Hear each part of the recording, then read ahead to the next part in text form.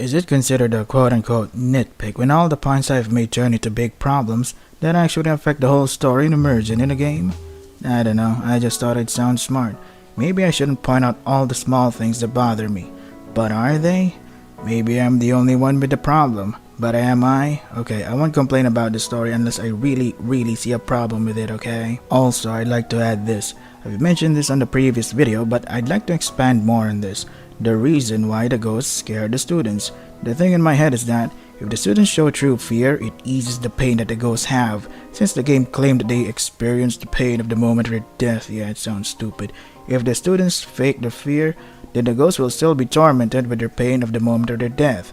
There's your reason for the ghosts to scare or manipulate them into killing their friends. Wouldn't you dump a load in your pants if you have to kill a friend for a scary ghost constantly tormenting you? And if you were the ghost, wouldn't you do anything to relieve the unending pain that you have? There's also a scene in chapter 1 where I totally missed this, and I am definitely at fault here because I really wanted to finish playing chapter 1 as soon as possible. This whole chapter is so exhaustingly boring and dumb. Remember when I said that you could play Seiko for 5 seconds? Well, guess what? You can actually play Seiko for more than 5 seconds? Yeah, amazing, right? Simply stand still for more than 5 seconds and then boom, you've managed to play Seiko for more than 5 seconds. Congratulations. Also, there's this other thing. Once you read this note on the wall, Seiko will remember something about her mom missing. The voice acting is very powerful.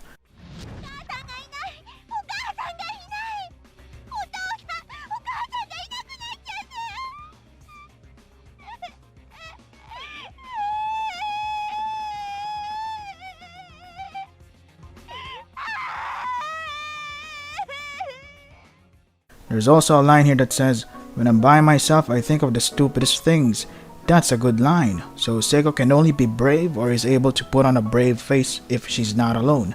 I wish we could have seen more of Seiko's troubles and worries. It would have made chapter 1 bearable to play.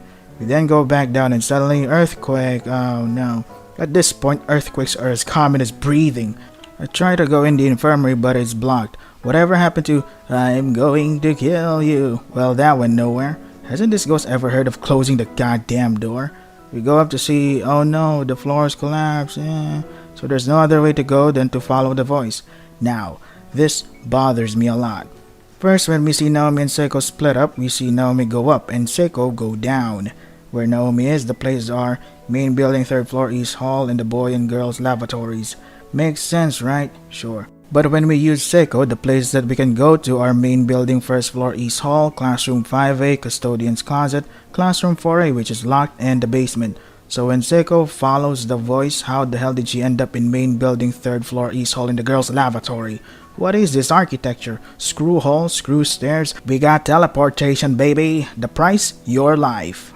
I also stated previously that I would mention the things that I liked, and because I was blinded by my rage, I was able to miss this. There's this part in chapter 1 where Naomi looks like she puked blood, and when we get to play her again, oh, how exciting. The puke blood is still on her uniform. Great little detail. That just proves to me that whoever made this game, be it someone solo or a team, they really did care, even for a little bit. An accidental genius maybe, someone who's actually competent. But chocolate syrup poured on shit is still shit. Would you eat that? That's what I can remember in chapter 1 that I like. That's about it, unfortunately. Let's go. Chapter 2 begins with Naomi and Seiko. Stop! Are you kidding me? Am I seeing this? Look at it. Does anyone not see a problem, but the problem with this? Anybody? No? Chapter 2 begins with Naomi and Seiko. Isn't it enough that Naomi and Seiko already have 90% of chapter 1, and now they also take the beginning of chapter 2? For Pete's sake, they had chapter 1 all to themselves. They're still underdeveloped, boring, and now they're going to hog chapter 2 as well? Why? I'm gonna calm myself down a bit and go back to the start. Who's Fraba? Okay everybody, if you're writing a story, what does a story need? Beginning, middle, end. What Corpse Party did is we're thrown somewhere in the middle of the story while there's barely any beginning at all. Sure, the students and teacher were introduced in chapter 1, but as I stated in my previous video, all of them were not introduced properly. Corpse Party has 5 chapters, so if the story immediately starts in the middle, even though you call it chapter 1 or so, how can anybody care for people that they know nothing of, that they're not invested in? I have a theory, but I'll say it later. I wonder if there's anything the game can do to help expand and introduce everyone properly instead of sharing chapter 1 and chapter 2. Well, there's this thing called prologue. If the game has trouble on these character flashbacks or simply where to introduce their characters instead of putting bits and pieces in chapters that come out of nowhere and breaks the pace of the story, there should have been a prologue. Imagine this. Prologue. The story begins with everyone in a haunted house, not the school that you all know and I hate. They're exploring the place since all of them are in the occult club. The game should also add Yuka, and like I stated in my previous video, use Yuka as a reason for each to introduce themselves. Did the game ever say that they were in the occult club? I don't know. If it's not in the main chapters, maybe it's in the extra chapters? I also have a lot of problems with the extra chapters, but let's not go off topic. There we get to meet them, see what kind of people they are, etc. For example, Ayumi's love for pranking everybody, how each of them reacts to the situation, how Satoshi and Naomi slowly get closer together, Seiko being all supportive and all that good stuff that makes the player get immersed, invested and interested. We can also explore Mayu's character and how caring she is instead of in the main game. We just know that she's gonna move away. The game should have used the prologue to make us care for her so that when it is revealed she's gonna move away, it will definitely pull on the heartstrings of the player. But in the main game, they just say that this person is gonna move away. Who is she and why should we care? When I hear one of my mom's friends is gonna move away, I didn't care because I don't know anything about them. Why should I feel sad when my mom's friend moves away? Why should I feel sad when I see a fictional stranger that I don't care for dies? I don't hold a damn funeral every time I slay a monster in RPGs. Also, wouldn't it be awesome if you see how Seiko is important to everybody? Because if everybody already knows, the ending of Corpse Party is just so unbelievably stupid. But again, let's not go off topic. I've mentioned this in my previous video that Ayumi likes to collect stones. To expand more on it, Ayumi believes that these stones hold power, even though all of them don't believe that. Gotta be realistic a bit. She uses the stones like an indicator that they've been in this room before. If the stone's position changes, then that means some spooky presence is among them. This can also explain why in the haunted school, when the game starts, the others find Ayumi's stones and prove that everybody else is here, or at least Ayumi anyway, and leave the stones as they are. Also a good reason why it should be a save point. But Clef, what about the earthquakes that indicate that the school is changing? Wouldn't the stones also change position because of the earthquake? Good point. Who the hell are you? Here's my thoughts. The stones will not change position even if the earthquakes do happen. When someone sees that the earthquakes didn't affect the stone's position, this will prove that Ayumi was telling the truth all along, and that the stones do hold power. The power of save points. It makes sense in a gaming perspective, while also making sense in their perspective. Where'd she go? Back to the haunted house. After going through all of that, they end their ghost hunting activity with no major event happening. It just shows the player that these students are friends. They're in the occult club and how they interact with one another. A normal setting where we see them act as, I don't know, people? Simply talking and also providing us bits and pieces of information that lets the player know more about these characters. The game Danganronpa does this correctly, so that when something terrible does happen to them, the shock and despair will feel real since we've invested so much into these characters. But the downside of this is that Corpse Party has to actually put time and investment in getting you to know these characters and also good writing, which it both doesn't have. Instead, the game shocks the player and screams in your ear, volume warning.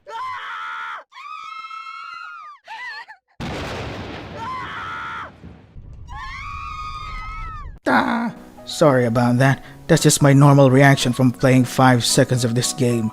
Corpse Party doesn't have the decency enough to not damage the player's ears. Actually, majority of horror games focused on story has to rely on loud noises. I hate games like those. How about you scare me through your, I don't know, writing? No, that was only snippets of screaming. Imagine playing the whole damn game. Here's my theory on why the game relies heavily on everyone screaming. These screams awaken the primitive fear response in a person that makes the player alert of what is happening in the game. It makes us paranoid that something terrible will happen or is already happening, and even if it did, it is executed terribly. And if anyone stops and actually think about the things that are happening, read and understand what they're saying, it really is dumb. See previous video around where Naomi discovers Seiko in the bathroom. The thing that made the wrong ends and deaths effective is because of the voice acting. It is pretty good, but it gets old, especially when you fail at the minigames time and time again, because the gameplay is, how do I put this in the kindest way possible, is ass. The gameplay is so much ass. Some people might like or even eat ass, but this ass doesn't wipe. Gross. You have to watch the same damn cutscene again and again. It gets old quick. Again, see previous video. I also would like to mention that the ones that played this game when it came out were probably children or people not yet familiar with the RPG Maker style horror genre. This is either one of the first horror games that they experienced, and seeing these characters in terrible situations like dying, seeing their friends die, betray each other, or simply being evil. The innocent and pure mind of a child or a good person could not comprehend what and why this evil and horrible thing is happening. It also helps the Corpse Party has terrible writing. No wonder anyone can't understand what the hell is happening in the game. Things just happen. Also, Corpse Party. The game title sounds really cool. Any kid would think, wow, that sounds awesome. People are actually dying in this game, oh my gosh, golly. That's why people hold Corpse Party really close in their hearts. This also reminds me of when I was a kid. Everyone in the family was watching Shudder, that awesome horror and jumpscare filled Thai movie. There was a scene where this guy was using the toilet and he asked his neighbor if he had an extra toilet paper. A hand came from the other side to hand him over the toilet paper. He panics because that looked like a woman's hand and opens to find that it was a false alarm. Everyone laughed while I asked everybody, wait, did he even get a chance to wipe? Which made them laugh even more. So maybe I have a problem with noticing the dumbest things. I don't know. And look at this cover art. What does it have? Well, it has characters such as Naomi and Seiko. Again. Why? What about the others? Are they just not important at all? It's like this game wants everyone to see that we got anime girls and horror here. It looks so stupid. For the love of God, these two people have their own chapter. They get their own cover art of this game too. Why can't these two die first? Why do they both deserve this? How could anybody think that? Yes, these two deserve to be in the cover art of this game. They certainly have done a lot to deserve this. They didn't, they never did. Seiko's dead and Naomi's crazy. Seiko prefs out on Naomi's ass and they talk about how her hips would be perfect to pump out babies? What the hell is this? Foster these people, pumped out kids. All these crappy kids with their perfect hips, you gotta pump out some kids? What? I gotta say, it has got the worst written anime girls I've seen. Don't get me started on the anime, that's another whole pile of excrement. Also, there's Satoshi and Yuka, which debatably has done more than these two who are in front and take almost everything in this cover art. There is this other cover art where Ayumi deserves, but it sucks just as much. You'd think I'd be happy to see someone so deserving to be on the spotlight. I should, but this doesn't make any sense.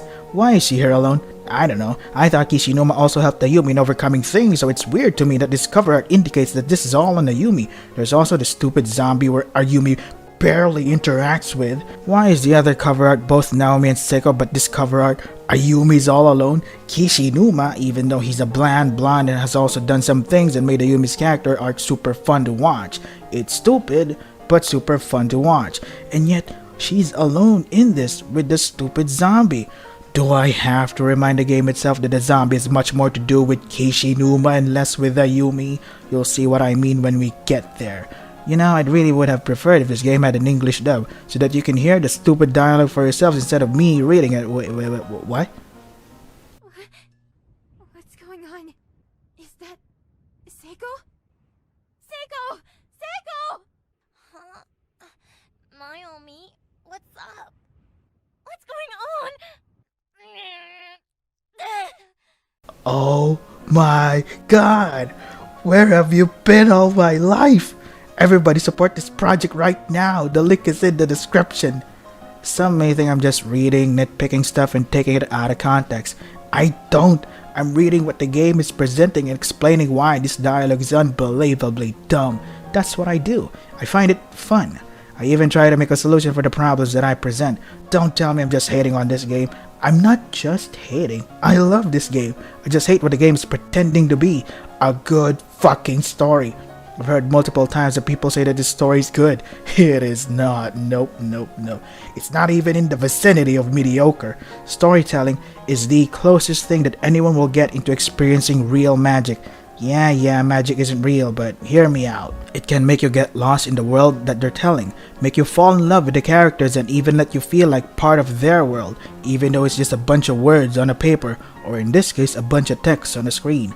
Have you ever had a game or a book that had so much great storytelling that you just couldn't put down or finish because if you did, this world you've grown to love will stop existing, even though it never existed in the first place?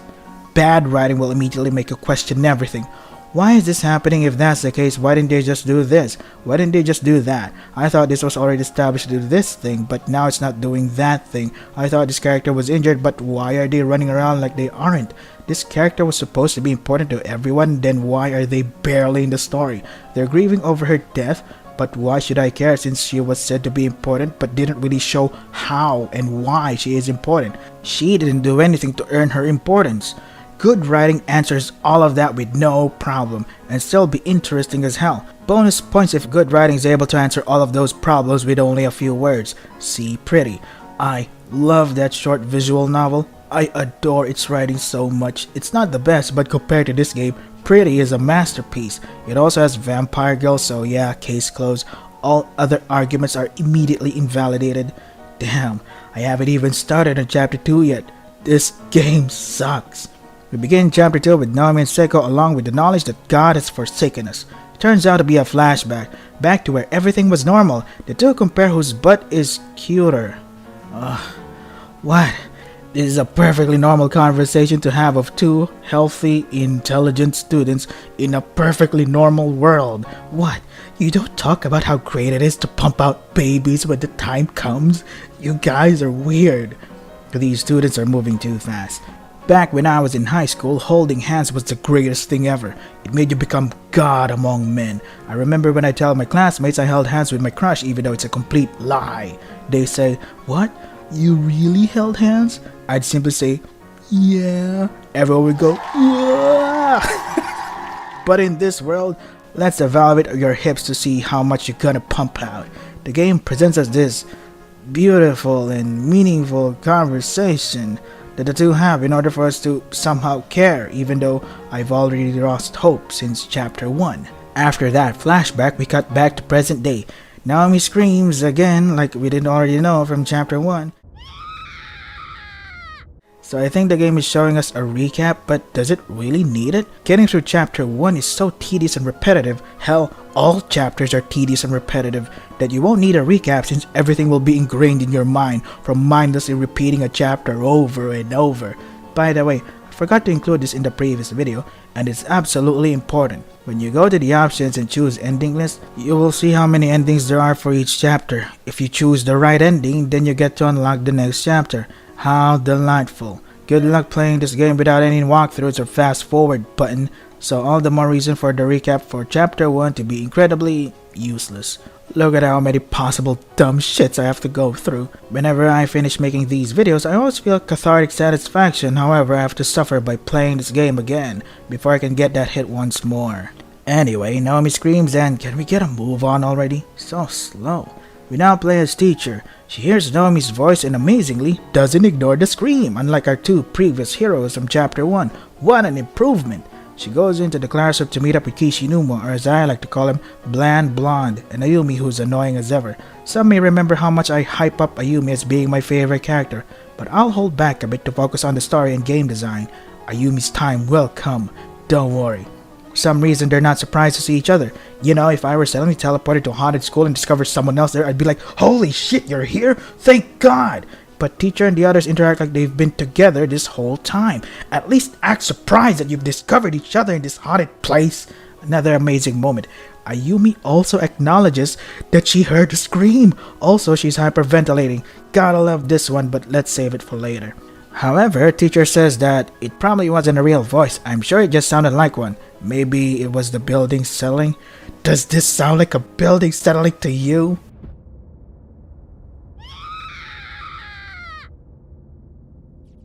Teacher decides to go out and check just to be sure. Ayumi is being annoying, aka Ayumi being Ayumi. She begs teacher to not leave them alone. She probably doesn't want to be alone with bland blonde.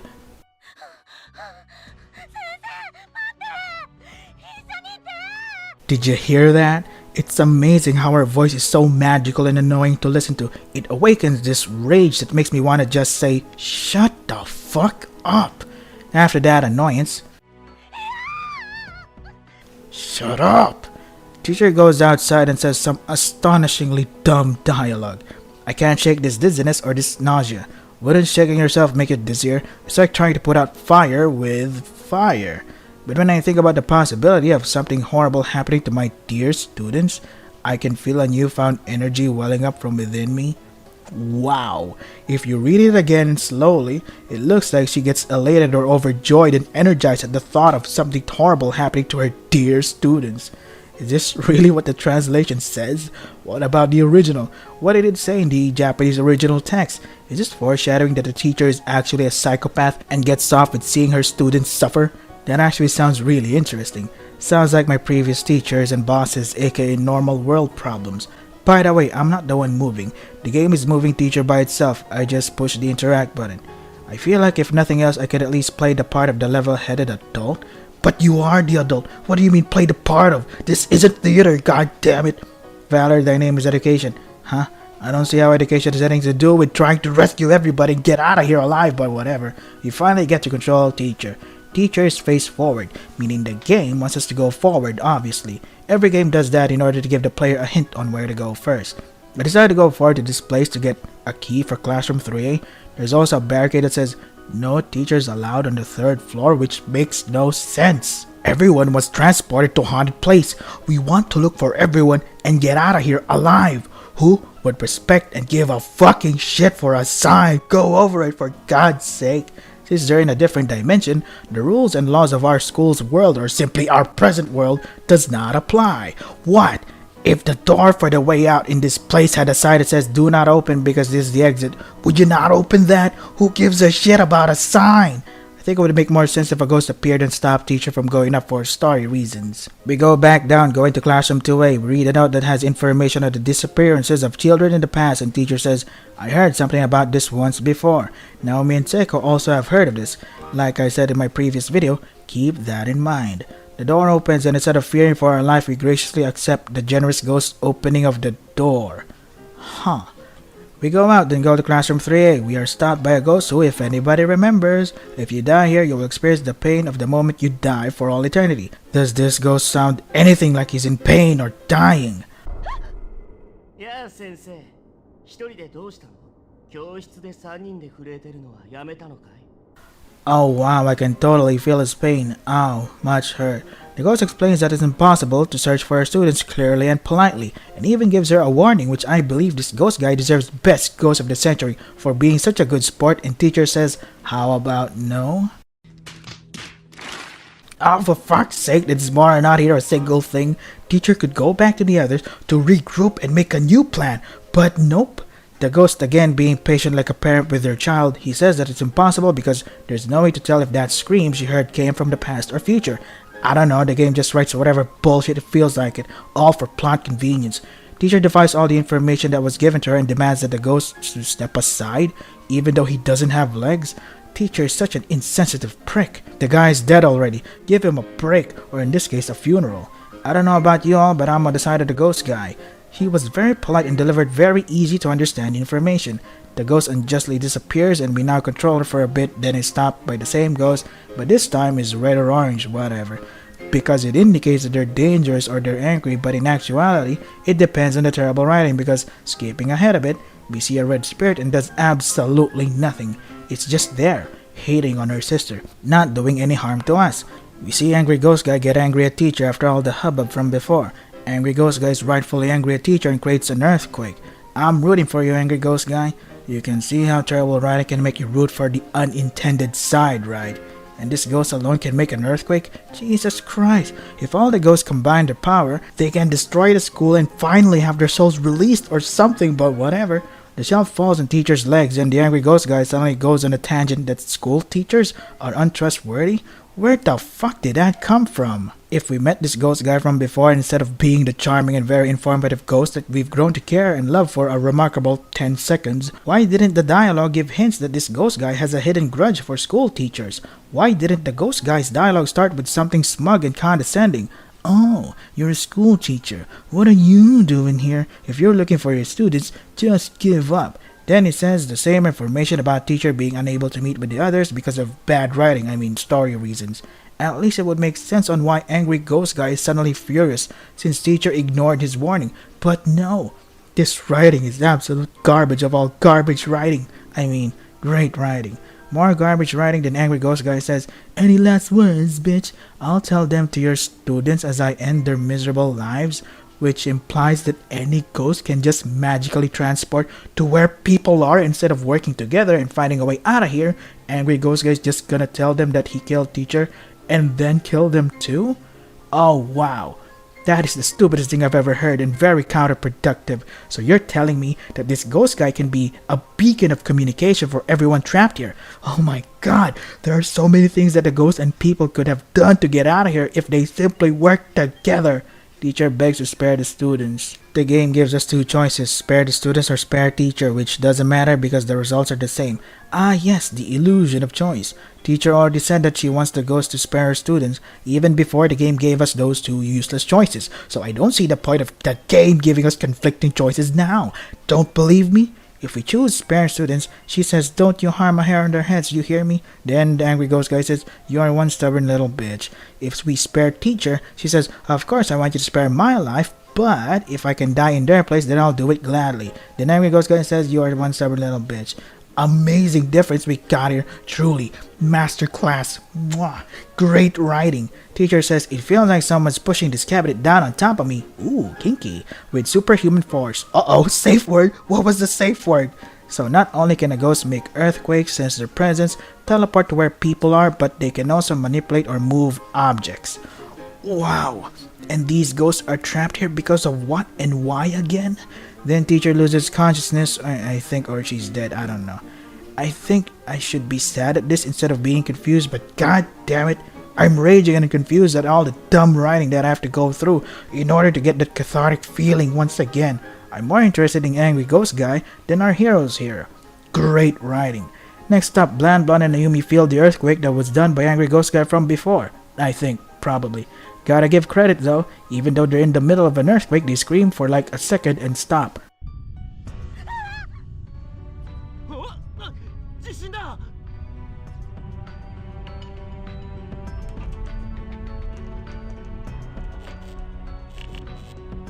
Thank you for sparing my ears. Ayumi wants to look for teacher and Bland Blonde says, "What if we miss each other while they're gone?" Which is completely reasonable. Since Ayumi is, well, Ayumi, she demands that they go look for her.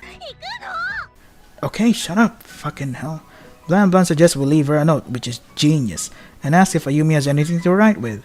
Ayumi proudly says she's got a pen but no paper. Bland Blonde were to simply look to the upper right. You can see a paper to write on, but yeah, no. Instead of looking for paper in a school which evidently has fucking paper all over the goddamn place, whichever way you look, Bland Blonde writes on the table instead, which is genius. Not at all important, but is one of the reasons why Ayumi is my favorite character.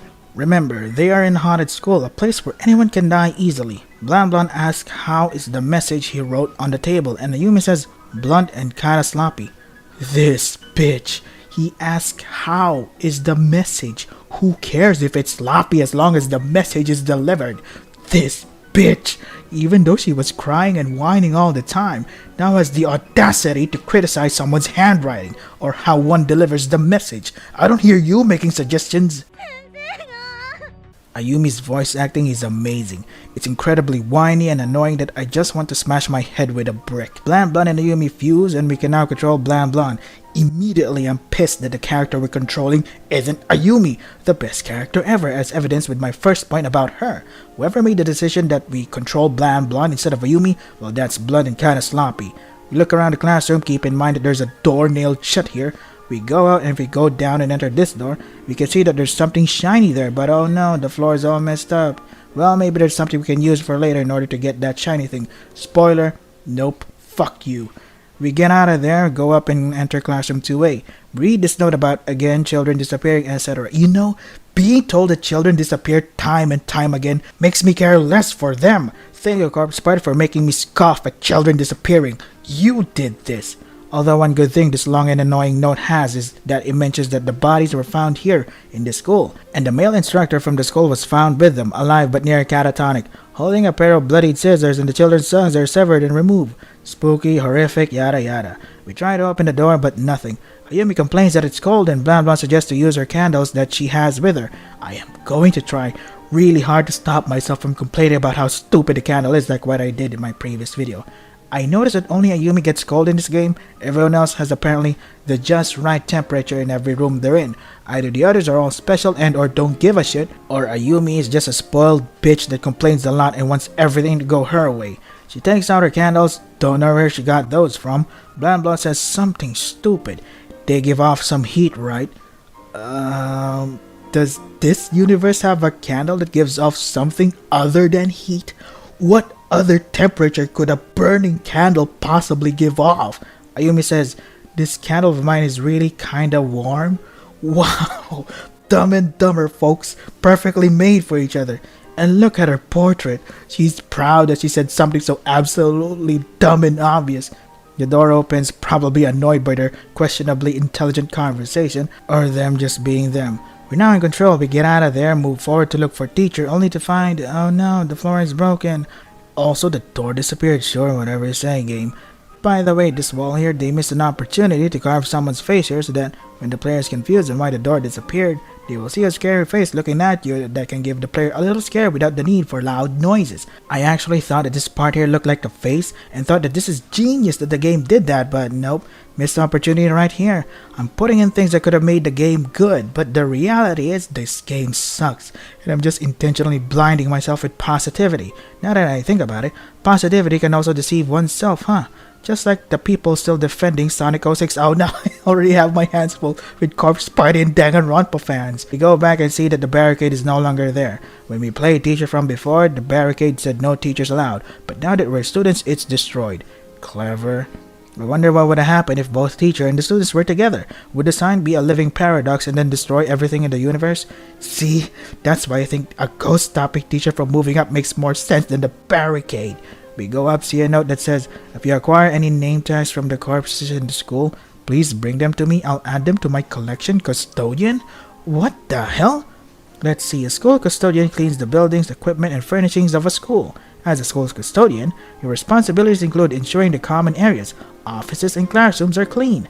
Also, they apparently collect name tags from the corpses instead of giving it to their respective parents, and the school is fine with it. You'd think there would be a parents against creepy weirdos in school to get rid of people like this custodian creep, but evidently it was all okay with something like this back then. We leave our kids with these types of people. Is anybody fine with this? Why the hell is this school still operational if these children keep disappearing? You'd think they would temporarily close this school, but no. Natural selection, survival of the fittest, Charles Darwin School of fuck you. We try to open this door but are pushed back and also punched in the air with the loud noise it made. We try it again, but nope. Why isn't a locked door not enough though? On the shelf there's a drawing of 4 children stabbing some guy with glasses. He looks familiar. We get out of there and go down. Yep, that was a loose boy from before. It's dumb. Remembered when this floor was destroyed? Well, not anymore. Ayumi places a candle here, which is why there's a candle in chapter 1. Wow, mind-blowing. This conversation is awful. Check it out. Ayumi says, class rep Shinazaki's famous scary time candles. There's not a student in 2-9 who isn't intimately familiar with them, right? Are you sure? Because Naomi and Seiko, your fellow classmate and knows you by the way, doesn't know. Let me read it for you word for word. This candle, I could swear I've seen it before. Ah yes, Naomi and Seiko, your friends, together with you since the very beginning. Not a student in 2-9 who isn't intimately familiar with them, right? Why is that, I wonder? It's like the game expected you to know that Ayumi's famous for pulling out candles from out of nowhere.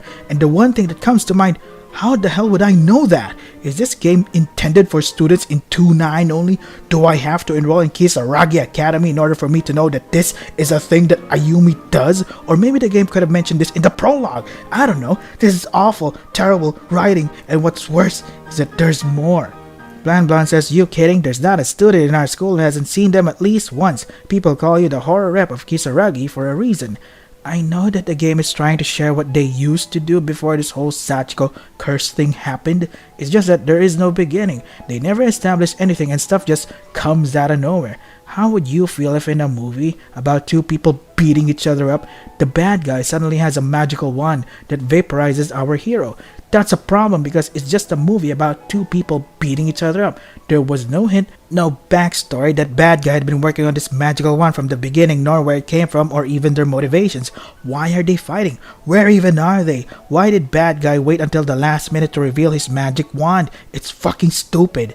Anyway, Ayumi lights a candle even though I've explained in the previous video how stupid that is, and says it'll be like a signal flare for the others. Smart thinking, Ayumi, if only you were consistently smart. Blanbla says in his thoughts, seems more like she's just trying to reassure herself that she's okay, but if it makes her feel better. Oh, I love that line of dialogue. The game tells the player what Ayumi's feeling because it thinks we're stupid, instead of showing it to the player through their actions, story, and or writing. Lazy! I'll show the solution for this line later. We move forward, see a note that says, living friends who are able to retain their sanity and reason will be your final ray of hope. Who writes these and puts them on walls? Were the teachers, the faculty not aware that there's some creepo weirdo putting dumb shit on the walls for children to see? Because let me remind you, this haunted place used to be an elementary school. Does this explain why children are dumb and education is failing? It isn't because of government, teachers' incompetence, or irresponsible parents. It's creepy weirdos posting dumb shit on walls. Chapter 1 also has lots of dumb dialogue that I didn't go over because they're boring. Unlike this chapter, there's so many dumb dialogues that I have to point out how incredibly dumb this dialogue is. We go down to the entranceway to find a locked door, so a dead end. Great. There's a note that says each time you turn around, stop for a moment and ask yourself, is the world behind your back still there? Is this how society falls, by spreading the stupid? I know, I'm sorry that I'm stopping the story and going over almost every dialogue, but it's just so incredibly fucking stupid. And besides, Ayumi's here, so it's a guarantee that she's gonna say something incredibly dumb that pisses me off. We get out of there and go up. Our heroes discover skeletons. Very oddly identical skeletons. Yeah, I know, it's a game. I just thought it'd be hilarious to point it out. Shut up! Blamblon walks on Ayumi, which is fucking hilarious, and checks on Ayumi. Blamblon then says, where the hell Satoshi? If he were here, I bet Shinozaki would be a whole lot calmer, which hints that Ayumi has a crush on Satoshi, but in the beginning, Satoshi accidentally got a hold of Naomi's chest, and Ayumi never reacted to that. Wait just a goddamn second, did you see that? Is something wrong with my eyes? Ayumi herself actually looked when Satoshi and Naomi were doing the thing? Did the game actually do something good? The game did something good?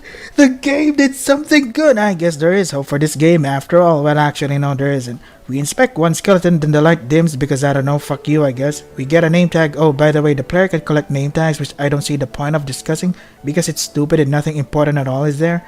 Blanblon hears Kizami. Oh, a hint for later. Ayumi says the obvious. We have to get away from here. No shit. Is this a writing style in the writing community, if there ever is one? Also stating the fucking obvious again and again? Like, yeah, we get it. Fuck. Examine each skeleton and get their name tags, only to realize that I just wasted time. These names mean nothing to me, and they belong in the trash. Wait a second, this whole game is trash. Touché, game. Touché. We move forward and go to the right to find a skeleton and another note. Something about their suffering or whatever. It sucks. The note flames on and the skeleton turns to a red ghost that does completely nothing except curse her sister. We now go left to see another skeleton, except this time it's red. There's a note that's called Victims Memoirs 1/5. It says, I ate my friend today. Holy shit! Finally, a note that documents what had happened to the previous victims. The game needs more of this instead of each time you turn around. It's fucking stupid. And continuing on, what else was I supposed to do? I was starving. We both were. And there's no food here. So we decided together that one of us should try to live just a little bit longer. If I ever get home, I'm supposed to tell all the people waiting for us what happened. I mean, yeah, who wouldn't? Would you keep your mouth shut after everything that's happened?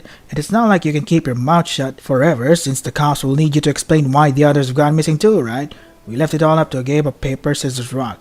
Loser eats winner, and I lost. I felt her blood going down my throat, quenching my thirst, and her meat was supple and satisfying. But that blood and that meat was once my friend. Up until just a few hours ago, I'd been talking with her. As I feasted, I just kept thinking, This food used to be a person. Well, that's repetitive. You've already mentioned that that meat was once my friend. We get it. That meat is your friend. What else? By the way, this note is going on for too long. It's overstaying its fucking welcome. Just when I thought the game did something good. Before I tore it apart, it all worked together to sustain a life. And every time I thought of that, I just started crying. I couldn't stop, blah blah blah. I wanted some part of her to be with me even after she died. So I decided to keep one of her eyeballs. Ew, that's unhygienic and not at all practical. Is a picture with her not enough? You got phones, right? And I thought maybe I should write all of this down to help preserve some small portion of my sanity. Jesus Christ, that was long. What size of note did this person use? A tabloid-sized paper or something? We interact with the red skeleton. It says that they're in the process of slowly drying and whitening, which also proves in my previous video that time does exist and therefore the candle should melt and set fire to the whole school, but fuck whatever, I don't know. We entered the room above. Our heroes say that they've never seen a room like this before. Well, of course you've never seen a room like this. It's not like this is a historical museum where it's easy to go in and go out of. This is a haunted school. It's also separate from the present world. Why the hell would you state the obvious that you've never seen a room like this? Or what? Is the game hinting that Bland Blonde's hobby is reading in a magazine fancy ways to decorate a room or something, and his vast knowledge of room decoration has failed him because he's unable to identify this room? Bland Blonde checks up on Ayumi again, and Ayumi says we shouldn't be here. Twice. We really shouldn't be here. After saying the obvious, it is immediately followed up by the obvious. My head hurts. Bland Blonde looks to the left and says he sees something here on the back. We keep moving to find a dumb looking ghost that's glowing. The previous dialogue said that there's some thing here on the back, so I'm confused on why Bland Blonde wasn't able to immediately notice the highly radiating and hyper glowing ghost child. I think it would work best if there was a shelf somewhere around here, I guess, that hid the ghost kid so that Bland Blonde's view of the ghost is hidden by the shelf and he would focus on the weird thing at the back. And once they pass through the shelf, they would see the ghost kid. Also have ghost kid's brightness set to low. Makes sense than being what? Unable to see the glowing kid on an empty dark room? Ayumi screams at Bland Blonde without thinking because that's exactly what you want to do, right? Scream? Like, what if there was a sleeping lion? Would you fucking scream instead of staying calm and think things through? Of course not! Ayumi says to not look into the ghost kid's eyes. I don't know why and how she knows this. Where did she get this information from to support her demand to not look into the ghost kid's eyes? What if the way home was to look at the ghost? We don't have enough information that can prove nor disprove that looking at the ghost kid would do any harm, right? I think this scene would work well if we heard a ghostly voice that said to not look into the ghost kid's eyes. Who would say that? Well, the previous victim. The ghostly voice is from the previous person that fell victim to the ghost kid, cursed to stay in this room and can only give out ghostly warnings and unable to do anything else. Jeez, being in this game is a faith worse than death. It works way better than Ayumi screaming out of nowhere information that came out of nowhere. How does Ayumi know not to look at the ghost kid? This is dumb. No, I'm not doing that anymore. I look at the ghost because rules are for squares. We get a good look at the ghost kid that seems to struggle to talk. One cool detail is we see his tongue cut out. Cool. Then we trigger the worst wrong end ever. Not cool. We get this blank screen and amazing voice acting because he's being buried alive. Unfortunately, the dialogue is dumb and it goes on for too long. I'm gonna read some of it. What's going on? It's pitch black. Okay, so he's probably confined to a very tight space. That's a scary way to trap yourself. That also explains why there's nothing on the screen. Boring to look at, but makes sense. Man, where the hell am I? Was I dreaming or something? Every day we shovel in. Very visually stimulating, right? Stop the hell, I'm alive down here. You planning to suffocate me? That's the idea. My mouth is totally getting filled up. Then how about you close your mouth, you filthy slut? Stop. Stop it. Of course they'll stop because you said so. Oops, was I accidentally killing someone? My bad. Can't breathe. Am I going to die like this? Is there another way to die by being buried alive? If you know, please share it with the class. Why? Who would? This can't be happening. Even though Bland Blonde is dying, I feel like I'm going to die of boredom. This isn't funny. Stop it. My eyes are really hurting. Him being in total denial is funny though.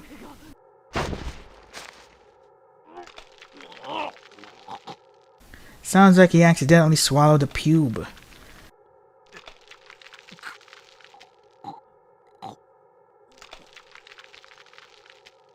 You apparently can't talk to. What? No visual? At least let us see Bland Blonde in full view being trapped and then the dirt slowly rises up until the screen goes black. That would be way more interesting than this. Fuck, what the hell is taking so long? I wish I could just skip this. So we do the thing again, avoid ghost eyes. Game asks if you want to take the nail puller, which is stupid. What else are we gonna do? Just leave it there and stop progress? Stupid and useless. We get out of there and go down. Ayumi becomes more annoying than usual. She lets out a loud grunt that sounds like she's trying to puke out 3 days worth of lunch.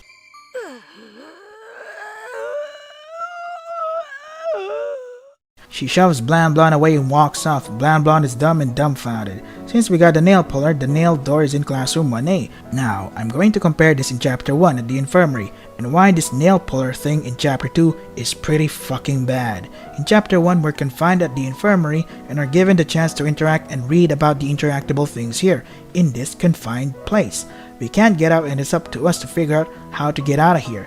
Good design, it could have been better. Getting the nail puller shit here is frustrating because of everything that we've been through to get to here. We basically have this thing called information overload. Information overload is the difficulty in understanding an issue and effectively making decisions when one has too much information about that issue, and is generally associated with the excessive quantity of data information. Basically, there's too much shit happening and you can forget certain stuff. Not only that, we get constantly distracted by Ayumi's non-stop annoyance and Blan Blan's blandness. The nail door is in classroom 1A, which, if you weren't paying attention, can be easily overlooked. This very important thing can be easily gone unnoticed and ignored by anyone if they didn't interact with this very important door that we need to open to progress at the very beginning. Great game design. An easy solution for this is to include this in a cutscene where our heroes point out the nail door here is shut. Not only will a cutscene demand the player's attention, it will also give the player a hint to keep that nail door in mind. Easy solution, right? Or maybe it's too hard to do that because of insert excuses here. Put your excuses for this game in the comment section below and I'll most probably ignore it. We go to classroom 1A to open the nail door, and I think it's hilarious that the nail puller is destroyed immediately by simply doing its one purpose of its existence. Oh, and fuck you game for asking the obvious. Do you see any other nail door here? Dumbass. We go in and find a note that says a lot of dumb and boring shit. In short, it says to not look at the victim's memoirs, which I praise that the game should have more of this. So the game wants me to stop looking for the actually interesting things. It's like this game is consistently trying to stop you from having fun. The very opposite of what a game should be doing. And again, who put these here? I think the game would be better off to have a less tedious way of reading all of the victim's memoirs, which is a wrong end again, but I'll talk about that later. At least the game has the decency enough to warn the player. Good job game, but you could have done better. We activate this weird contraption thing here and it activates. A floor came out from the destroyed floor from before to replace it with a new one? Who designed this school? Who is the architect for this? When does this take place? This is amazingly dumb. Why did the other room needed to have its floor destroyed? Why couldn't the ghost kid just, I don't know, block the way to that weird contraption? I think it would make sense if this ghost was ordered by the true big villain Ghost to guard that contraption. You know, story reasons, lore expansion, but nah. Corpse Party never thinks ahead, and by activating this contraption at Classroom 1A, it will alert the Ghost Kid even though it's absolutely fucking stupid that the Ghost Kid lets us do what we want. Anyway, the floor is magically repaired, it's fucking stupid, and we go back to where the Ghost Kid is. We pass by the ghost that can kill us and activate this other contraption. Suddenly, Ayumi appears seemingly back to normal and blames Blan Blan for her dumb fucking decision of running away. I know she's possessed, but why is she blaming Blan Blan for leaving her alone? It's possible that Blan Blan could have been kidnapped, but no, she immediately assumes the worst. So Ayumi has no accountability whatsoever and blames others for her failures? Wow, this game is amazingly ahead of its time. Because Blan Blan activated the contraption, and due to its complex machinery and complicated construction, it managed to do something? The fuck? We take back take back control of Blan Blan. We keep moving to find...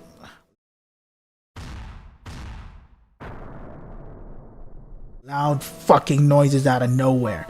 Also, Ayumi's dead. That's also pretty important to know too.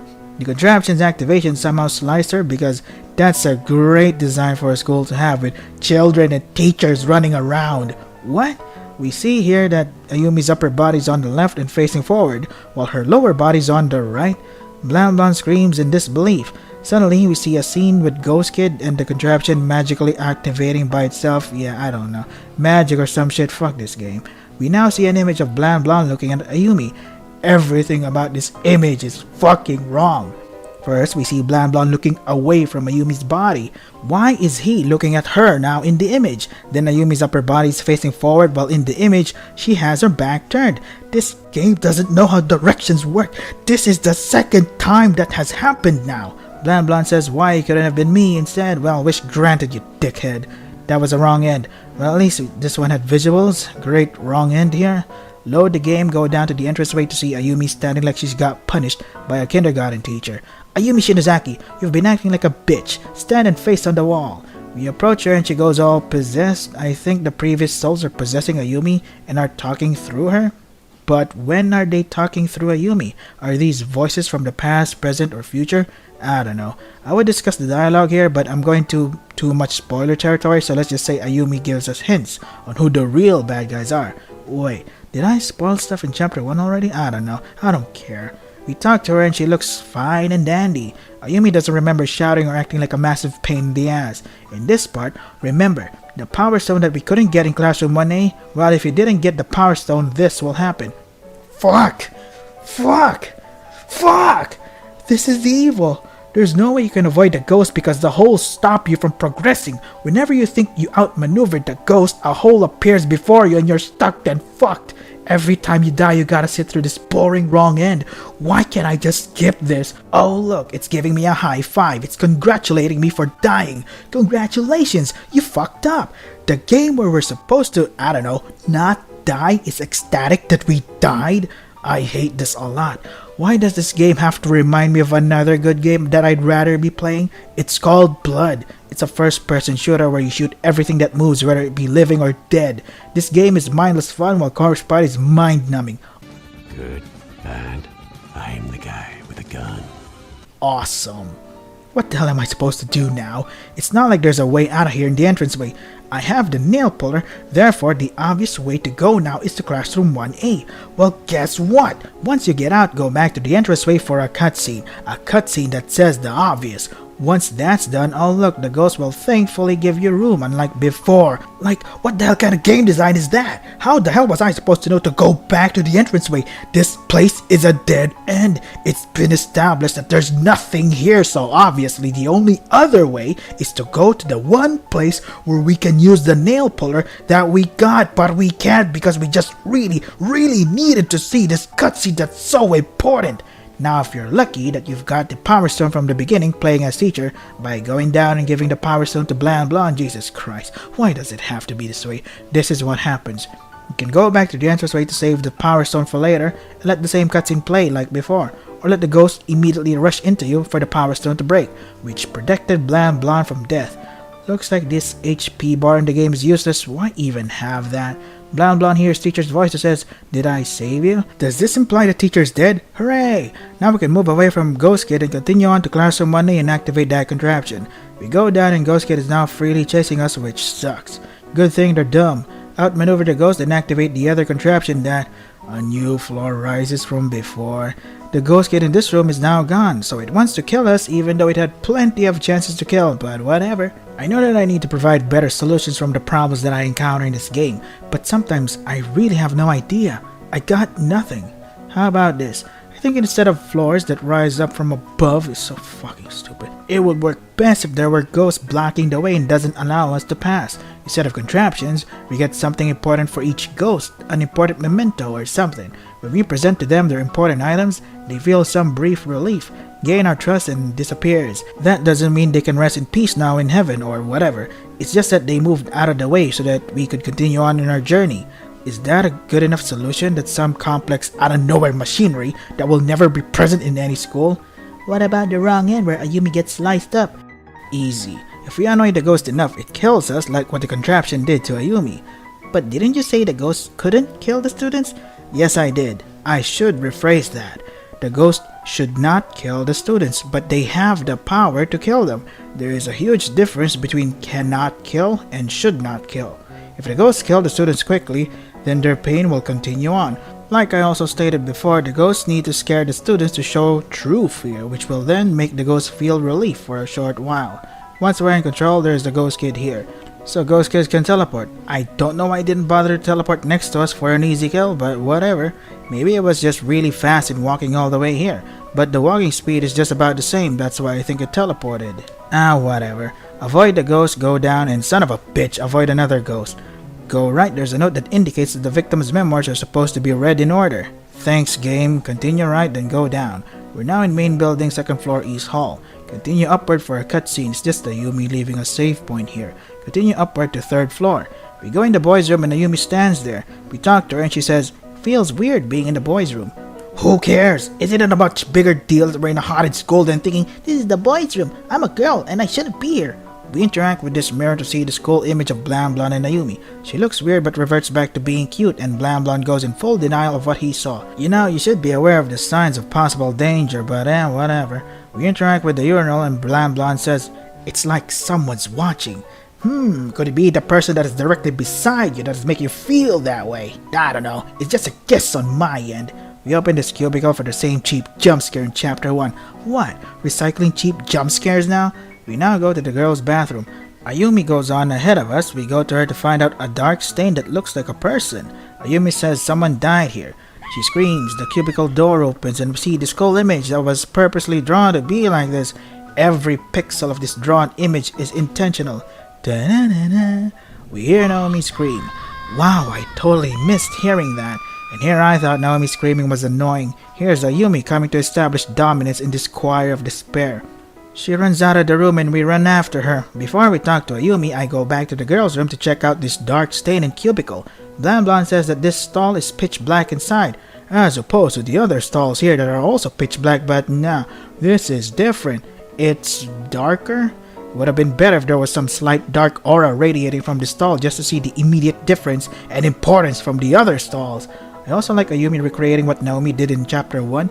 Naomi and Ayumi are both on their knees screaming, but we see Ayumi from the front and the cubicle is open like in chapter 1. Very cool detail. We talk to Ayumi, she says more weird shit, then goes back to normal. We're given the choice of fight it Shinozaki and cut the crap. I chose fight it Shinozaki because it sounds like an anime or Kamen Rider episode, and she apparently doesn't fight enough. I think we get punched by Ayumi and that's enough to deter Blam Blam's spirit. What a wuss. Ayumi laughs, which sounds adorable to me.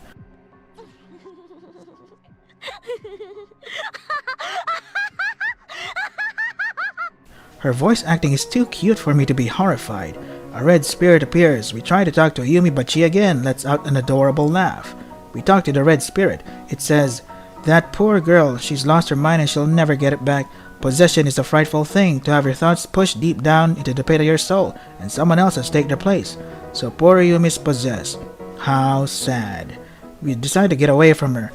Blam Blam says I shouldn't leave her, but I'm scared of her. And now the dumbest line I've seen so far. I wonder what did this to her. Do you have the memory of a fucking goldfish? The red spirit from before said that she's possessed. How the hell do you just delete that all important information from your mind immediately after being told that Ayumi is possessed? Then we get a flashback. Oh joy, oh delight. It's just Blam Blam's past. He's a delinquent that got caught by gym teacher, and gym teacher says degrading things like his parents are failures, even though teachers said that teachers from Kisaragi love the students like their own children. When Blam Blam was about to punch gym teacher, Ayumi steps right in and says that the vice principal is looking for him. Gym teacher says, "Shinozaki, you've got great eyes, you know that?" Creepo weirdo here. When gym teacher leaves, Ayumi makes a speech that you gotta at least make it to graduation, man, which makes her tear up because she's emotional. Blam Blam clarifies and Ayumi says she lied about the vice principal looking for gym teacher. Ayumi really is a good person, but from the way she's acted from the start until this part of the game, she's fucking annoying. While Blam Blam is getting back his resolve, Ayumi grunts in the cutest way possible. Then screams running to us.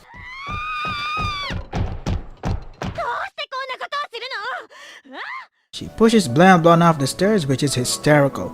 There is no appealing visual other than an angry, chibi Ayumi, which is absolutely hilarious to me, and the detail of blood pouring out of Blam Blam's body. Then it fades to just text on how Blam Blam is dying, etc. Whenever this guy dies, it's usually boring as all hell. We do the thing all over again, but this time, instead of going down, we go to the girls' bathroom. Don't know why, I guess it might feel weird if we went into the boys' bathroom. We hear basically what Blam Blam said on the stairs, but this time, there's no sure way for Ayumi to push Blam Blam to his death.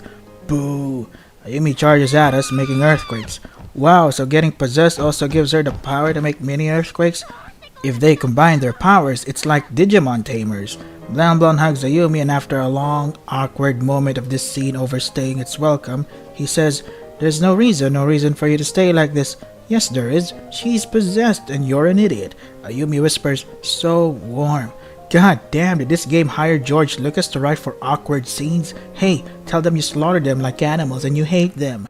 They're like animals, and I slaughtered them like animals.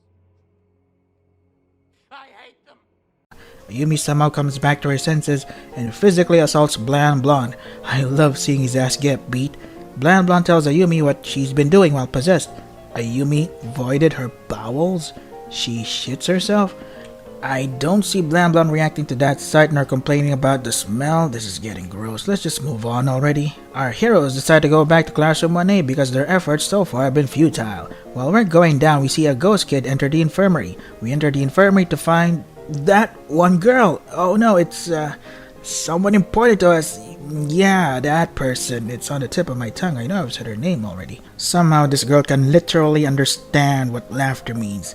That's the weirdest talent I've ever seen, but at least it makes it easier to point out if someone is laughing out of pity or awkwardness.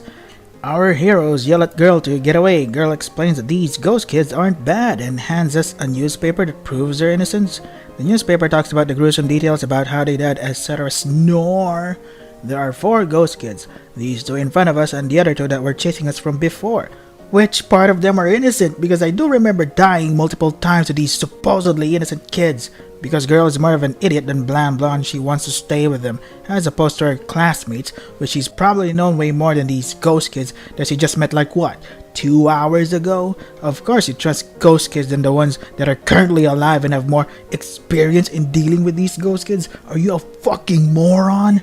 And immediately the ghost kids use a float spell on girl. I can't believe that these innocent ghost kids have betrayed us. What a twist. Oh, humanity. If you ever decide to play this game, I recommend you mix your volume at the right amount, since this game loves its fucking loud noises. We approach her and the ghost, but we can't. They're just letting her float there and nothing else. Oh, the urgency. We go out of the infirmary to think of a way to help girl.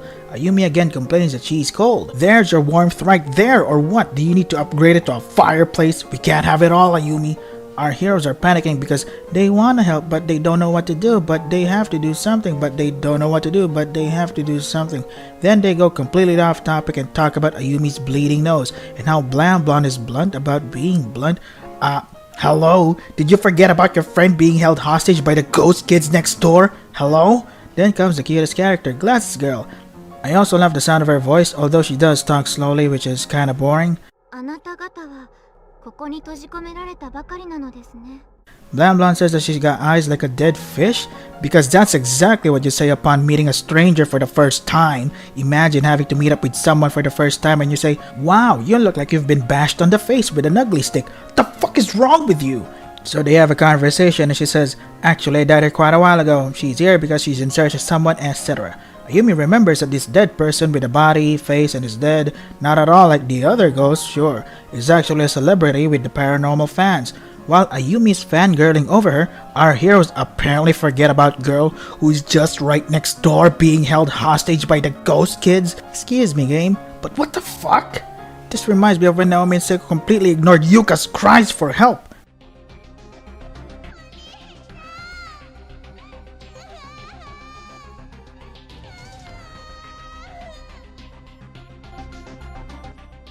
Yuka ちゃん。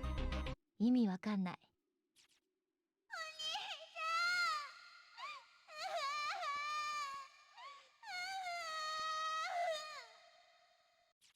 またゆかちゃんの声。 Points for consistency though. Glass Girl explains that Ayumi's fangirling is useless because she's already dead and probably not the appropriate time to get excited, and we should try to help our friend who's just next door. Ayumi completely ignores all of that because she's happy to see her idol. Glasses Girl reminds them again that our friend will die if we don't do something. Ayumi completely admits that she forgot about our friend who's probably scared and crying just right next door, and Blan Blan is entirely silent during all of this. Like, what the fuck is wrong with these people? Anyway, the glasses girl searched high and low for an escape. These closed spaces were given the form of Heavenly Host Elementary School through the sorrow and agony of its victims, including the dumb contraptions, the keys, the design, the locked doors, and architecture of the school. Sure, whatever. This haunted place that was created occurred 30 years ago before our time? How old is this glasses girl? Your grandma or something? Glasses girl mentions again that she died here before she could make her escape. She also mentions that the way to escape this place is if the 4 ghost kids can be put to rest. Makes sense actually. Glasses girl also mentions that the murderer of the 4 ghost kids is here in this haunted school? Wait, what? There goes the thing that makes sense. These 4 ghost kids, who are here for more than 3 decades, are stuck here with their murderer, and they never did anything about it? If these ghost kids can teleport, sense their presence, manipulate objects, possess people, then what's stopping them from getting revenge on the one that killed them? Is the murderer hiding? How? It's been shown that ghosts can sense a presence and can teleport to that presence. Can the murderer hide their presence? How? Why? Is their murderer a ghost too? How many rants have I done today? We finally get a move on. I don't know why I can't go back there. We check up on Ayumi again. How many times have we checked up on Ayumi? It's getting old. I feel sorry for her. Has anyone ever heard of mercy killing? We continue on, avoid the ghost, head to classroom 1A to see that teacher hasn't come by here. So sad.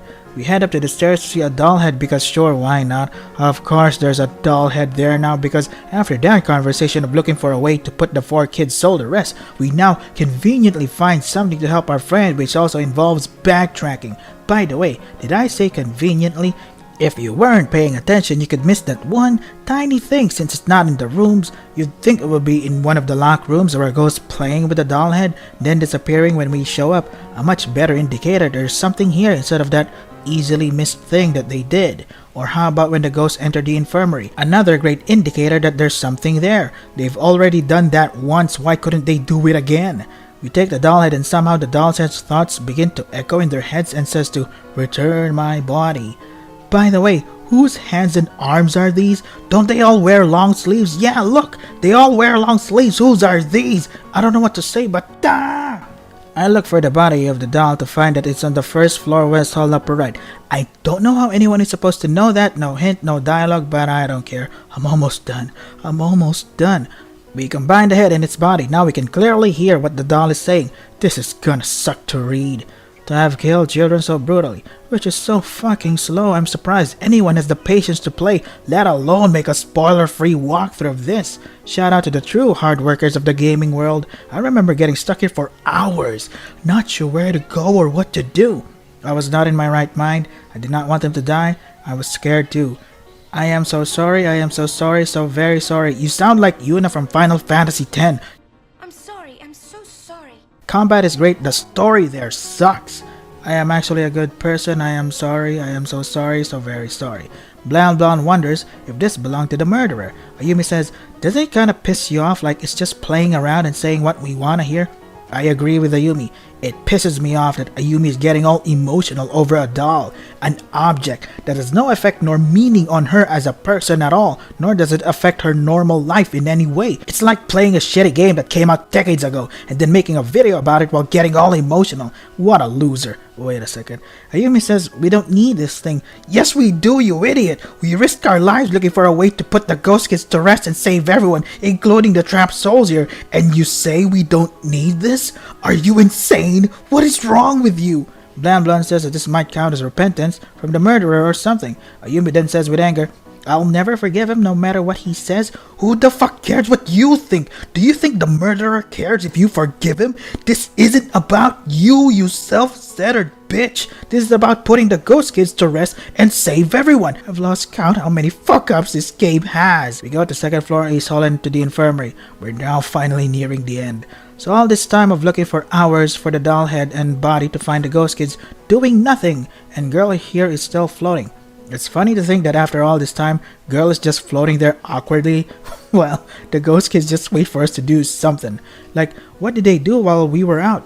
talk to each other? That seems impossible since ghost kids don't have tongues and the other kid has her head hilariously decapitated and only speaks in gargles, which makes me realize how the hell was girl able to understand ghost kid in the first place? Do they know sign language? But from a previous scene, it seemed that she was talking to ghost kid and ghost kid is just laughing.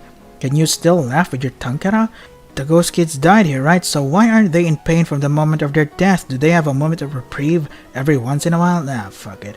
Blan Blan gives them a good scolding. They are dangerously close to the deadly ghosts, but maybe they should keep their distance? Our heroes, folks, great minds. Ayumi gets mad because Blan Blan said some sensible things. She then presents the antique doll even though a previous scene says that this doll pissed her off and wanted to throw this thing away. So why are you the one handling the thing that you don't want to handle? Unfortunately, it makes things worse. Jesus Christ, I'm going to go blind and get a seizure from all the flashing in this game. Ghosts march away from this place along with what's her name? Our innocent and friendly ghost, everybody. I don't know how I can empathize with girl's decision because it was so stupid.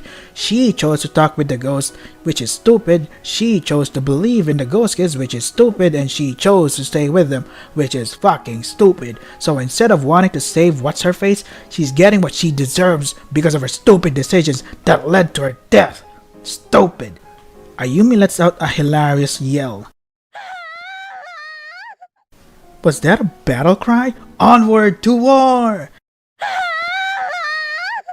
Then runs after them. We go to see the thing that we saw from chapter 1, which is cool. Oh no, the reveal that this was girl all along. How shocking. It'd be great if I knew her as a person and not just some disposable character. So hooray, something happens. It sucks for the one who died though.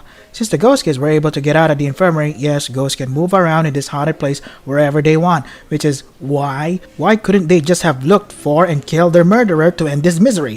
Whatever. I'm almost done. I've run out of solutions. There's nothing more but despair and anguish. Ayumi screams out of fear probably because of narcissism because she says, I can't take this anymore. You?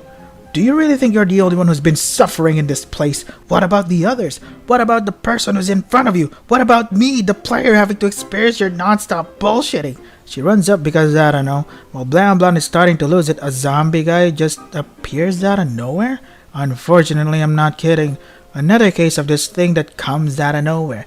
I don't believe we heard any footsteps from zombie guy earlier, or at least a zombie moan before this scene, while playing this game in order to give us a hint that ghosts aren't the only beings here. But whatever. Then we see this cool image of zombie dude about to strike Blan Blan. See? Zombie guy has much more to do with Blan Blan than Ayumi, so why is the cover art for this game all fucking wrong? Zombie guy knocks out Blan Blan and drags him out of there, very slowly. Then we go back to teacher. What the fuck? She's still alive? Son of a bitch, then what was the whole Power Stone breaking and Blan Blan hearing teacher's voice thing then? What a bunch of dicks. Wasn't that an implication that the teacher has died to save Blan Blan? So it's a no then? Fucking hell.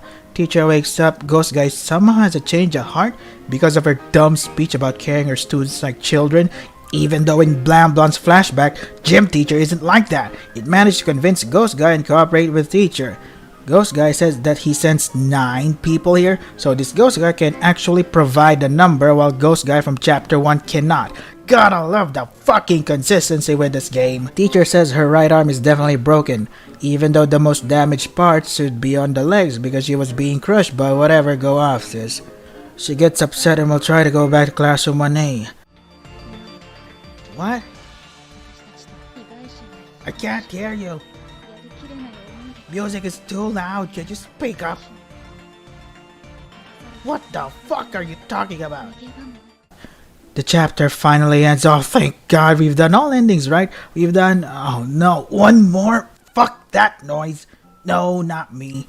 Let's do this. Remember Victim's Memoirs? The game said to totally avoid that. Now he wants me to not avoid that and do the complete opposite. What the fuck do you want from me, game?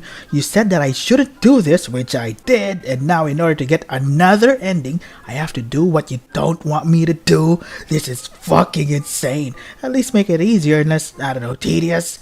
In order to save my sanity, I followed the walkthrough because this game can eat a dick for all I care. Like seriously, how is anybody supposed to know to go to these places for the Victim's Memoirs? in order. Memoir 1, West Hall, first floor, northwest corner. Memoir 2, West Hall, first floor, entryway. Step on a hole, but because we had the power stone to protect us, I guess it's fine now. Somehow going back here triggers a cutscene.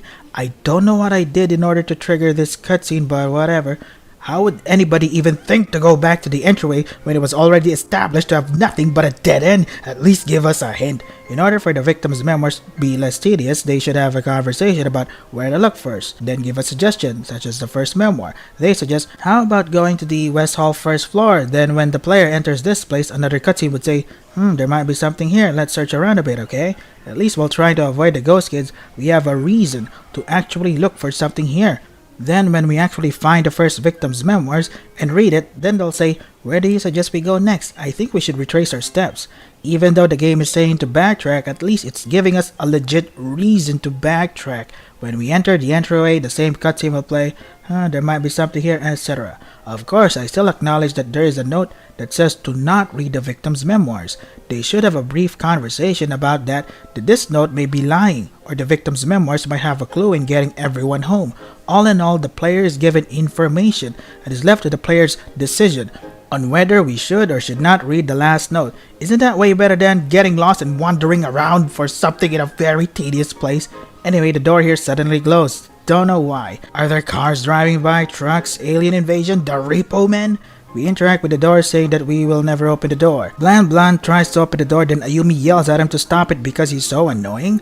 Ayumi, are you serious? If we can escape this place, we can get help and bring more experienced people here than students with absolutely zero knowledge about this haunted place. She says, even if it did open, I'd be staying right where I am. Oh, I love this line. I suggest everyone to keep this golden line in mind for future videos. Yep, we're not stopping here, folks. We'll keep going and going until some divine intervention interferes, or if I suddenly die, or if I'm paid $50 million to stop talking about Corpse Party. You think I'm going to abandon Miss Yui and all our friends and run away? Who even suggested that we were going to abandon them? Why are you assuming that we were going to do that? You just started yelling for an assumption that you made, which is based on nothing. For all we know, Blan just wants to find an escape, so that we can go back to it later once we find everybody. Ya dunce! Blan even says, I never said that. Ayumi starts name calling. What a bitch! Blan yells back and wants her to shut the hell up. Take note that he never called her any mean names. Oh, so it's okay for you to do it, but not when somebody else does it. Oh wow, Ayumi's character really is ahead of its time. Ayumi then says, I wish I were with Machida instead of you. Name calling, negative assumptions, whiny, complainer, and now compares people. This bitch. This magnificent bitch. Oh, and this is where we find the second memoir. For Memoir 3, we go to West Hall, second floor, classroom 1A, small attached room. Same cutscene, there might be something. Memoir 4, East Hall, third floor. Remember, you need to read them in order for the fifth memoir to appear at West Hall, second floor, north near stairs, which is fucking irritating. It's not stupid since there was a note that did say the fifth note will appear if the other four were read in order. That doesn't make it not annoying though. No hints, no way to know where to look. I get that it would be too easy if the game said where to go. Then how about this? Why not have a list in the menu that indicates which of the victim's memoirs we've already read? It also includes the places where we read those notes much better than, I don't know, relying on one's memory and hoping to not forget.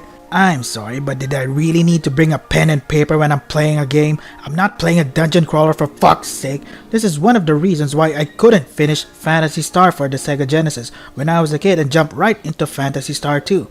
I want to explore, but I don't want to stop and take notes. Thank God for the update though. Etrian Odyssey, on the other hand, damn, what an awesome game.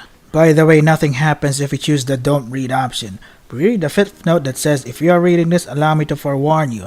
There is no hope of rescue. There is nothing to be gained. Endless warning and endless torture is the nature of this place. You mean are the nature. Endless warning and endless torture are the nature of this place. Plural. I succumb to my hunger and thirst just because you're hungry and dying, and going insane that doesn't mean you shouldn't observe proper grammar. Did you not go to school? This damn place is a school.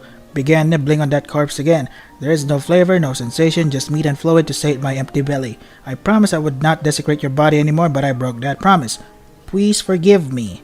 Then we somehow cut to Ayumi dead and Blan along with the player not knowing what the hell just happened. It's also really cool of the school to dim the lights to have a more terrifying effect. Reflects the atmosphere, or they haven't paid the electricity bills yet. Blan is scared and confused.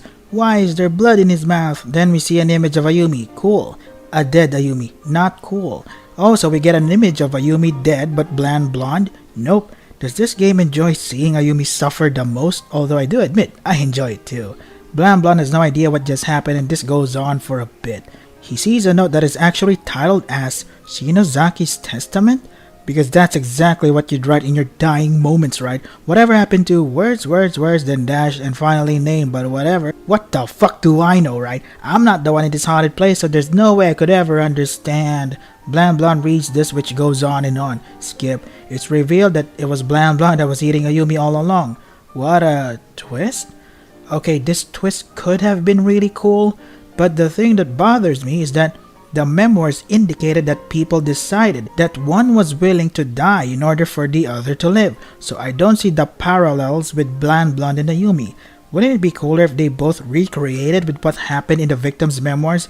But no, of course, unless Ayumi lied just to fuck with Bland Blonde. I think it would be way more tragic if Bland Blonde found out that Ayumi was willing to die in order for Bland Blonde to live. It reflects what the two previous students had to go through, you know? Bland Blonde screams endlessly while still nibbling on Ayumi's corpse, which is fucking hilarious. It's like watching a movie about the danger of eating chicken and how many chickens are being slaughtered while crying and eating with a bucket of chicken. It's beautiful. Oh my god, we're done. We're fucking done with chapter 2. This was so much hell. But damn, it was a lot of fun seeing Ayumi act like a moron and Bland Blonde trying to understand her. Newsflash, she ain't gonna like you, bro. The plot holes are explained on Book of Shadows though, but this isn't Book of Shadows. What the hell is with this storytelling? Why would you publish an incomplete story to the public? Imagine if you released a book like fucking Harry Potter or Lord of the Wings, But there are missing pages that are vital parts that explain the other parts that will make the story whole. Why would anyone do that? If a game that has a main story has to rely on its sequel to explain the plot holes of the current game, then what does that say about its writing? Isn't it admitting that, oh yeah, we fucked up? Play our next game, it explains the other things. So what's the point of playing the first one if the second one has the complete version of the story from the first one? Corpse Party has to what? Rely on the next game to tell its fucking main story? Great storytelling, $1 billion idea. This isn't Pokemon.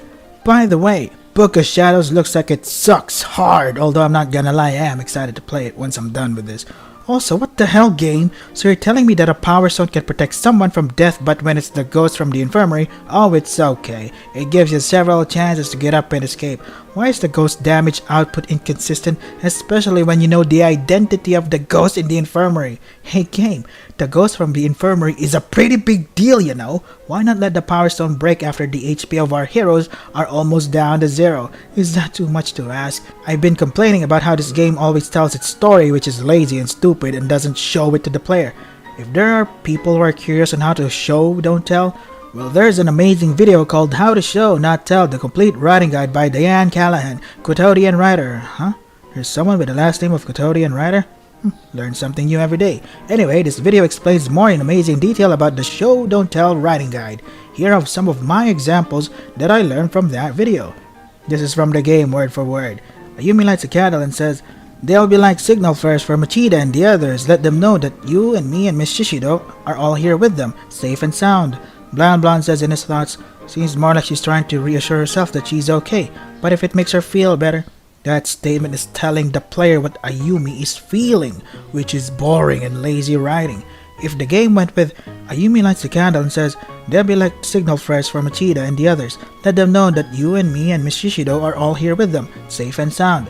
Bland Blonde notices that Ayumi's lips and legs were shaken, a hint of worry in her eyes, a tone in her voice that wants to be reassuring.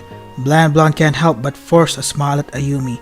Now that's showing the player what Ayumi's feeling. That's how you paint a picture using words. If you want to learn more, check out the video. The link is in the description. If that video were a person I'd ask to marry them get rejected immediately, which is totally understandable, but that says a lot since I'm actually willing to go outside and socialize just to propose to that amazing video. Speaking of stuff related to literary, has anybody ever heard of the 8 deadly words? A phrase coined by Dorothy Jones in a science fiction based Usenet group in 1991 to describe an audience reaction to a work of fiction where the characters are either universally bland and unengaging or so unlikable and unsympathetic that the reader simply loses interest in their fate and by extension the work as a whole. I don't care what happens to these people. After playing Corpse Party, yeah, the 8 deadly words immediately come to mind, but also I would like to add my new modern take on the 8 deadly words. Are these people going to die? Please do! I've been saying a while that Ayumi is my favorite character even though I obviously hate her, because Ayumi is written in such an incompetent way that no normal person would ever act in that situation and will always choose the worst possible action. Therefore, seeing her deal with her dumb decisions feels like a reward for enduring this garbage storytelling. Examples: cries and whines when teacher wants to look for everyone else. Are we just gonna ignore their screams for help? What an asshole. Criticizes someone's handwriting even though she never suggested to do it herself. I apologize for my sloppy message. I would have loved to hear your input. A terrible person to be with as mentioned above, but it's actually really cool that we see her try to be brave even though she's scared out of her mind. Somehow she gets possessed then blames Bland Blonde for it. Why would you think that? Why would you blame someone else for your ability to be easily possessed? How did he have an influence from your dumb ability that you were born to begin with? Accountability?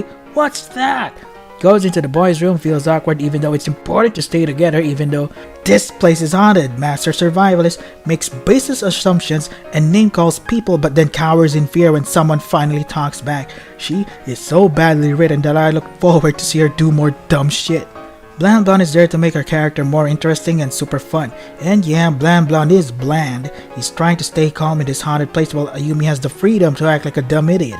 It's actually really sad to see Bland Blonde try to be as interesting as Ayumi, but Ayumi has the best lines, best reactions, and hilarious decisions. I prefer bad writing than bland writing.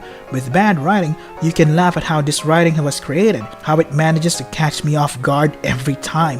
When I expect the character to react in a situation, Ayumi instead reacts in the stupidest way possible. I just can't help but think, why would you do that? And then makes me want to see how she's going to handle the situation that she herself made worse. I don't completely hate Corpse Party. In fact, I have a lot of fun with it because its writing is so bad. Unfortunately, there are things that I have to endure to get to the best parts, but hey, it's a sacrifice I'm willing to make. Ayumi's voice acting reminds me of smoking. It feels good, I love the hit, I love the smell, but at the end, I'm sure I'm gonna get cancer if I continue listening to her. That was chapter 2. Ayumi, with the help of Bland Blonde, carried this whole chapter and made it comical as possible. Better than chapter 1 where I don't care what they do, nor what they're going through. All I know is that something bad is happening. Do I have to open a wiki in order for me to know Naomi and Seiko as people first before I started playing this game? Chapter 2, at least I know that Ayumi is annoying and makes consistently stupid decisions that makes everything around her worse, which is fun and entertaining to watch. Get out of there, you bitch! If you enjoy Corpse Party, then good. I'm not taking that away from you. But if someone says this game's writing is amazing, a masterpiece, that's where the fun discussion begins. I hope this video is better than the previous one, and again, I did this for fun. I hope you had just as much as fun as I did. Have a wonderful day, everybody.